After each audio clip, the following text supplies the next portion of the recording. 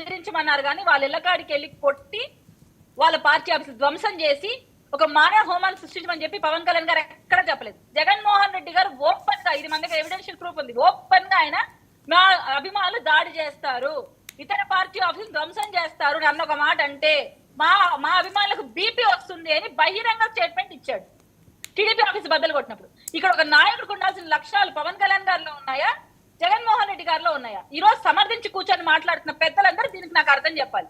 పవన్ కళ్యాణ్ గారు ఇళ్ళకి వెళ్ళి దాడి చేయండి, ఇలా నెగిటివ్ ట్రోల్ చేసి బాయ్కాట్ చేయండి అని చెప్పిన వాళ్ళ ఇళ్ళని పగలగొట్టండి, వాళ్ళ ఆఫీసులను పగలగొట్టండి, ఇష్టం వచ్చినట్టు మీరు విపరీత స్థాయిలో దిగజారి మాట్లాడండి అని చెప్పారా? బలంగా ఎదుర్కోండి. సినిమా సారాంశం అది కాదు. వీళ్ళు చెత్తగా పోర్ట్రేట్ చేస్తున్నారు. ఇక్కడ ఎక్కడ కూడా ఒక కమ్యూనిటీని మేము తక్కువ చేసే విధంగా మాట్లాడలేదు. మన చరిత్ర మనం మార్చలేం కదా. చరిత్ర జరిగిన అంశాలని జిజియా పన్ను మీద జరుగుతున్నాయి ఈ వ్యతిరేకతను చూపించారు. అంతకు మించి అక్కడ ఏది జరగలేదు. ఏ అంశం ఉన్నా మీరు తీసుకొని ఇక్కడ చూపించచ్చు, మమ్మల్ని అడగచ్చు. వీళ్ళు కంప్లైంట్ ఏం చేస్తున్నారంటే పవన్ కళ్యాణ్ గారి మాటను కంప్లైంట్ చేసి కోర్టు చేసి మాట్లాడు. అది ఎలా కంప్లైంట్ చేయగలరు? కాదండి, ఇప్పుడు కేసు ఏంటి? కేసు 29కి ఆయన రోడ్ల మీద తిరగనివ్వరట. వీళ్ళ తాతలు దిగి రావాలి. ఆల్రెడీ వీళ్ళ పని కాలేకపోయింది, వీళ్ళ తాతలు దిగి రావాలి పవన్ కళ్యాణ్ గారు రోడ్ మీద కాపించాలంటే. ఆల్రెడీ ఒకసారి వైజాగ్ లో ప్రయత్నించారు, ఏమైందో చూశారు. ఒకసారి ఆయన రోడ్ లో అడ్డుకునే ప్రయత్నం చేశారు. అప్పుడు ఏం జరిగింది తెలుసు? అక్కడ ఎవరికి ఇన్ఫర్మేషన్ కూడా లేదు. పవన్ కళ్యాణ్ గారిని ఆపుతున్నారు రోడ్ మీద, ఆయన డ్రైవ్ చేసుకుంటూ వస్తున్నప్పుడు ఆయన అడ్డుకుంటున్నారని. ఎంత సమూహం ఆడ ఏర్పడిందో తెలుసు. ఎక్కడ పిలుపు కూడా ఇవ్వలేదు. ఆయన ఒక సునామీ లాంటి వ్యక్తి, అతనితో టచ్ చేసుకొని వీళ్ళు ఇబ్బంది పడి ఇప్పుడు అధికారం కోల్పోయారు. ఈ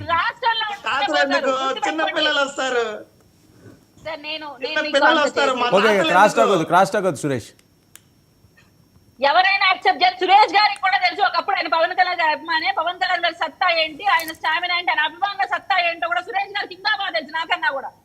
మనం పవన్ కళ్యాణ్ గారి స్థాయిని, ఆయన అభిమానులు టచ్ చేసే ప్రయత్నం ఎవరు కూడా చేయకండి.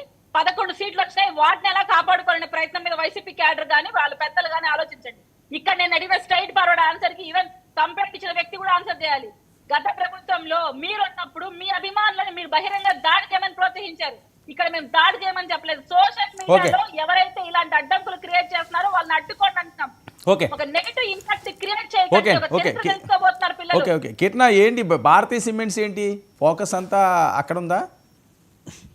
సార్ పర్టికులర్ గా ఆ పాయింట్ తీసుకురావడానికి కారణం ఏంటంటే అక్కడ ఉన్న ఎవరైతే డైరెక్టర్ గా ఉన్నారో అతని మీద కూడా ఈ షార్ట్ షీట్ లో ఉన్నారు, అతని పేరు కూడా, అతను కూడా ఇన్వాల్వ్ అయి ఉన్నారు. కాబట్టి అతని మీద ఎంక్వైరీ జరుగుతూ ఉంటది. అందులో భాగంగా ఎల్లుండొచ్చు. దీంతో తప్పు ఎక్కడ కనిపిస్తుంది? ఇక్కడ భారతి గారి మీద కక్షపూరితంగా ఏం చేయట్లేదు. అక్కడ ఎంప్లాయీ మీద ఇన్వాల్వ్ అయ్యి ఉన్నాడు కాబట్టి అతని కోసం వెళ్ళుండొచ్చు. ఏమైనా ఎవిడెన్సెస్ దొరుకుతాయేమో అని. భారతి గారి పైన మాకు ఎటువంటి ఇది లేదు, ఆమె కోసం జరుగుతున్నది కాదు ఇది. పర్టికులర్ గురప్ప అనే వ్యక్తి ఎవరో ఉన్నారు కాబట్టి ఆయన కూడా ఈ లిస్ట్ లో ఉన్నాడు. అతని వాడు ట్రాన్సాక్షన్ జరిగి ఉన్నాయి లిక్కర్ స్కామ్ లో అనే ఎవిడెన్స్ లో దొరికి ఉన్నాయి కాబట్టి ఇన్వెస్టిగేషన్ లో భాగంగా వెళ్తున్నారు. Okay right. ప్రసాద్ గారు ఏంటి తనిఖీలు ఏంటి, పవన్ కళ్యాణ్ మీద ఈ కేసులు ఏంటి? రోడ్ల మీద తిరగనివ్వడం ఈయన అంటున్నారు, మీ తాతలు దిగొచ్చినా ఆయన టచ్ చేయలేరని చెప్పి ఆవిడ అంటున్నారు. సునామీతో పెట్టుకోవద్దని హెచ్చరిస్తున్నారు. ముందుగా 99 టీవీ ప్రేక్షకులకు నమస్కారం, అలాగే ప్యానల్లోని మిత్రులకి మీకు కూడా నమస్తే సార్. కేతనమ్మ పార్టీ అభిమాని అండ్ పార్టీకి వేరు విధేయురాలు అని చేత ఆవిడ ఖచ్చితంగా మాట్లాడుతుంది అదే భాషలో, అదే లైన్లో, అదే పందాలో మాట్లాడుతుంది. ఆవిడ కమిట్మెంట్కి ఖచ్చితంగా మనం మెచ్చుకోవాలి. ఎందుకంటే పవన్ కళ్యాణ్ గారు ఒక జనంలో వస్తే అన్న ప్రతిస్పందన చాలాసార్లు చవి చూసాం. ఆయన నిలువరిద్దాం అన్న దగ్గర గవర్నమెంట్ ఉన్నప్పుడు ఆయన నిలువరించలేపారు. ఇప్పుడు అసలు కాదన్నది ఆవిడ వెర్షన్ కరెక్టే కూడా. సరే అదే పక్క తీద్దాం, ఆయన నిలువరిస్తారు నిలువరిద్దాం దగ్గర ఏదో ఔరంగజేబుతో సంబంధం ఉన్న కథలో ఒక